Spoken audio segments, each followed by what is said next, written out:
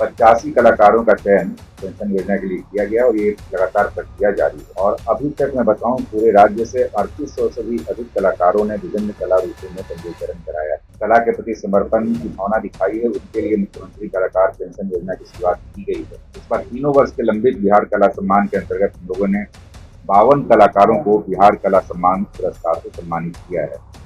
इस योजना में 3,000 रुपये प्रति माह की पेंशन राशि दी जाती है। अटल कला भवन निर्माण का लक्ष्य रखा गया है, जिसके अंतर्गत हर एक जिले में एक अटल कला भवन रहेगा। नमस्कार, द इंडिया टॉप देख रहे हैं। मैं हूं अखंड ज्योति। देखिए, मुख्यमंत्री नीतीश कुमार ने कलाकारों को बड़ा तोहफा दे दिया है। नए साल से पहले ही कला संस्कृति विभाग ने आज के दिन बड़ा ऐलान कर दिया है। 85 कलाकारों को चयनित कर लिया गया है, जिन्हें पेंशन दिया जाएगा। देखिए, एक साथ कई बड़े ऐलान जो है वह किया गया है कला संस्कृति विभाग की ओर से। क्या कुछ कह रहे पदाधिकारी, पहले उनके पूरे बयानों को सुनिए। और आने वाले वर्ष के लिए भी काफी शुभकामनाएं।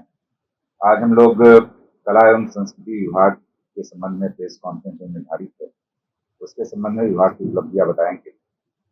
सबसे पहले मैं बताना चाहूंगा कि मुख्यमंत्री कलाकार पेंशन योजना एक काफी पहले से ये डिमांड थी और इसको हम लोगों ने इस बार लागू किया है। इसके अंतर्गत कला के क्षेत्र में जीवन भर जिन वरिष्ठ, उपेक्षित और आर्थिक रूप से कमजोर कलाकारों ने कला के प्रति समर्पण की भावना दिखाई है, उनके लिए मुख्यमंत्री कलाकार पेंशन योजना की शुरुआत की गई है। इस योजना में 3,000 रुपये प्रति माह की पेंशन राशि दी जाती है। और अब तक मैं बताऊं कि जब इसको कैबिनेट से अप्रूवल किया गया, उस समय से लेकर अब तक 85 कलाकारों का चयन पेंशन योजना के लिए किया गया और ये लगातार प्रक्रिया जारी है।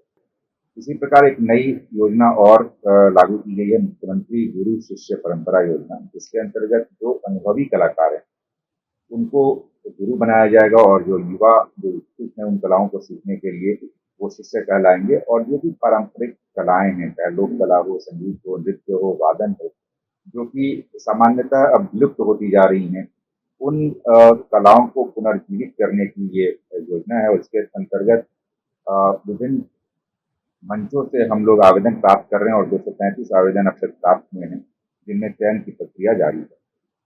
अटल कला भवन निर्माण का लक्ष्य रखा गया है, जिसके अंतर्गत हर एक जिले में एक अटल कला भवन रहेगा। लगभग 620 की कैपेसिटी इसकी है। और मैं बताना चाहूंगा कि सारण, गया, पूर्णिया, सहरसा, बेगूसराय, मुंगेर, दरभंगा जैसे जिलों में ऑलरेडी निर्माण कार्य सफलतापूर्वक पूर्ण कर लिया गया है। वहीं लखीसराय और बांका में भवनों का निर्माण प्रगति पर है और शेष नवादा, शेखपुरा, अरवल, बक्सर, कैमूर, सिवान और अररिया में कार्य प्रक्रियाधीन है। तो लगभग सभी जिलों में या तो कार्य प्रक्रियाधीन है या उसकी प्रक्रिया पूरी कर ली गई है। इसी प्रकार आप लोगों को भी ज्ञात होगा कि बिहार कला सम्मान हम लोग प्रत्येक वर्ष बिहार कला सम्मान देते हैं। इन कारणों से पिछले 3 वर्षों से बिहार कला सम्मान लोगों के बीच, कलाकारों के बीच वितरित नहीं किया जा पाया था। इस बार 3 वर्ष के लंबित बिहार कला सम्मान के अंतर्गत हम लोगों ने 52 कलाकारों को बिहार कला सम्मान पुरस्कार से सम्मानित किया है और इसके अंतर्गत 27 लाख रुपए की पुरस्कार राशि भी वितरित की गई।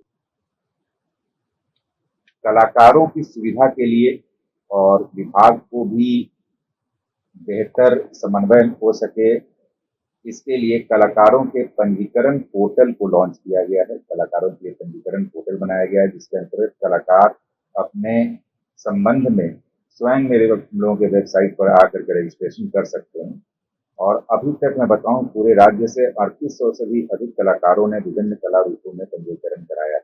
इसका फायदा यह है कि हम लोगों को उनकी कला विधा के बारे में, उनके एज के बारे में, उनके लोकेशन के बारे में, उनकी अभिरुचि क्या है, किस क्षेत्र में वो प्रदर्शन करना चाहते हैं, ये सारी चीजें हम लोगों को ऑनलाइन जानकारी मिल पाती है। जैसा आप सभी जान रहे हैं कि बिहार फिल्म प्रोत्साहन नीति का प्रभावी क्रियान्वयन लगातार पिछले वर्ष से, जब से ये नई पॉलिसी आई है, लगातार कार्य किया जा रहा है। अब तक 37 से भी अधिक फिल्मों, वेब सीरीज और डॉक्यूमेंट्री परियोजनाओं को शूटिंग की अनुमति दी गई है और कई फिल्मों की शूटिंग भी लगातार आप देख पा रहे होंगे पटना और राज्य के विभिन्न जिलों में किया जा रहा है। तो आपने साफ तौर पर सुना, 85 कलाकारों का चयन हो गया है। वही साथ साथ लगातार काम जो है वह आगे चल रहा है और इसी के साथ अटल कला भवन का निर्माण जो है वह किया जाना है।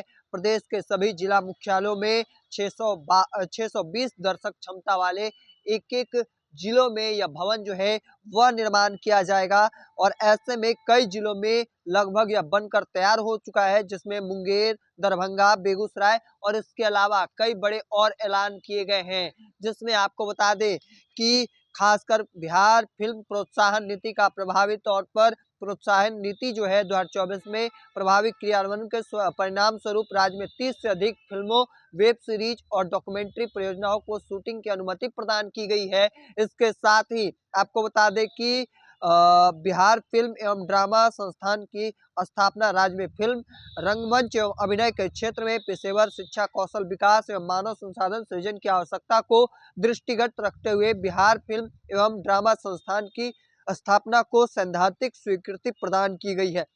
तो देखिए आज के दिन कह सकते हैं कई बड़े ऐलान जो हैं वह किए गए हैं। वहीं छठ महापर्व को यूनेस्को विश्व विरासत सूची में शामिल करने का प्रस्ताव जो है वह भी है और एक साथ एक बड़े नहीं बल्कि कई ऐलान जो है वह किए गए हैं। इसके अलावा कई बड़े पुरातात्विक विरासत संरक्षण जो है वह किए गए हैं। तमाम चीजों को लेकर ऐलान जो है वह किया गया है आज के दिन। हालांकि इन चीजों को लेकर आपका क्या मानना है कमेंट सेक्शन में रखिए। तब तक के तमाम अपडेट को देखते रहने के लिए इंडिया टॉप देखते रहे। धन्यवाद।